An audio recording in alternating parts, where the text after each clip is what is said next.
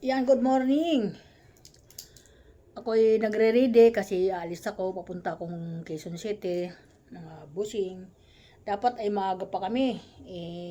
Napasarap ang aking tulog dahil nagpamasahe ako kagabi. Sobrang naginhawaan yung aking katawan.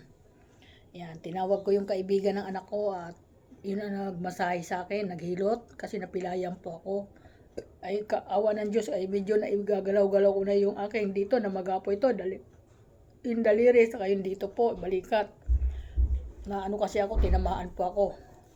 May umano sa akin yung bakal. Sabi ko nga ganun. Ayun po nangyari, talaga naman ang problema ay bigla-bigla yan dumarating. Kaya ingat po tayo sa lahat po ng mga bossing at mga idol. At welcome to my vlog ngayong umaga. Natulog na po ako gabi kasi sa sobrang naginhawaan yung aking katawan pagkatapos hilutin ay nabitawan ko na po ang cellphone ko sa aking higaan at dire-diretso na po ang aking tulog. Nagising po ako umaga na. Kaya yan, medyo tinanghali kami ng alis ngayon. Papunta ako doon sa mga anak ko sa Quezon City. Kaya yan, mga busing. Yan. Kasama ko yung aking asawa. Kaya ito. Thank you so much sa lahat. Ingat po. Ganun. Dalalagi ng payong. Ingat din ang mga anak ko. Yan.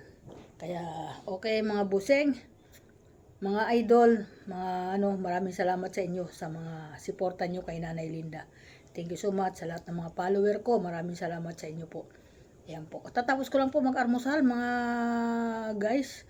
Yan, ang inarmusal ko po, isang tinapay, saka isang suman na may pasalubong sa akin yung aking kaibigan na galing ng Boracay. Ang sarap ng suman nila, yung may matamis sa ibabaw ng malagkit. Yun po yung inarmusal ko, nakaisa ako, busog na ako. Yan po, galing po kasi sila ng Aklan at yun ang yun may dala-dala silang ganun at binigyan nila ako. Napakasarap, sabi kong ganun. Ibang pagkakagawa na naman ng kakanin. Kaya ayan, nandito na po sila kasi umuwi po sila dito sa anak niya. Yan, ganda nga karaos na rin naman sila. Okay, maraming salamat sa Panginoon at kahit papaano nai-assist kami ng maayos ng pagbababa ng kanilang mga gamit. Yan po. Dumating na rin kanina ng umagang-umaga dumating yung kanilang sasakyan. Ang sasakyan po nila Innova at pinakiusap ko dun sa aking driver na doon muna sa may harap nila igagarahe. Dahil dito masikip na po dahil igagarahe yung aking sasakyan. Wala na po dyan paglagyan. Magagalit na sa atin yung mga kapitbahay.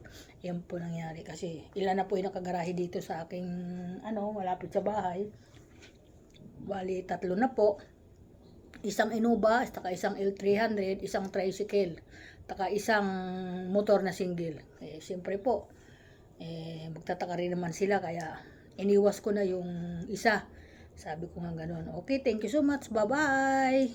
Kaso na po ako. Bye-bye po. Ingat po ang lahat. Thank you. Bye-bye.